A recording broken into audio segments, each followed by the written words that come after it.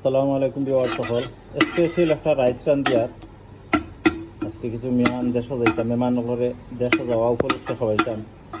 এর হয়তো special rice দিয়ে দিয়ে বাগাই দিছি দেখতে পাওয়া হৌকা ও তো হৌকা স্পেশাল রাইসটা সামান্য পেঁয়াজ দিলাম, কিছু পেঁয়াজ কিছু পেঁয়াজ দিলাম, পেঁয়াজটা বউ দিলে দিলাম আদা রসুন, পরিমাণ মতো আদা রসুন দিলাম। আবার দিলে দিলাম ওই কথা তেজপাতা, দালচিনি, এলাচি আর লবঙ্গ, লং যার একটা লং দিলে আরও একটু টেস্ট বাড়ায় রাইসটা দেখতে টাকাটা কীরকম হয়ে আইছে, কুক হয়ে গেছে। এখন আমি পরিমাণ মতো দুধ দিলাইলাম, আরও একটু দিনে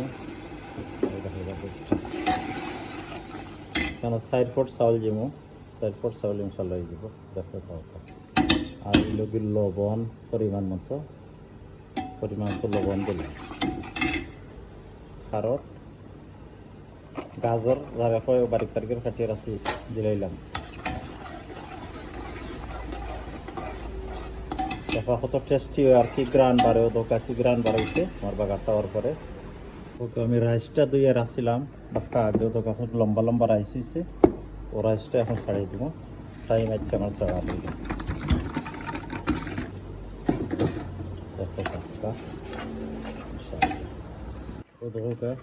পানি জ্বালাইছি পরিমাণ মতো, সামান্য একটু উপরে রাখলেও হয় পানিটা রাইসর। ও ধোকা আইব সঠিক হয়ে আইব, তার পানি আপনারা দেখাইবেন। ও ধোকা আমি কতটুকু পানি ইয়ে করছি রাইসের উপরে। ওই ধোকা রাইসটা আমার কিলা আইছে, একবারে পানিটা গেছে কি এখন আমি ওভেনে ঢুকাই দিব।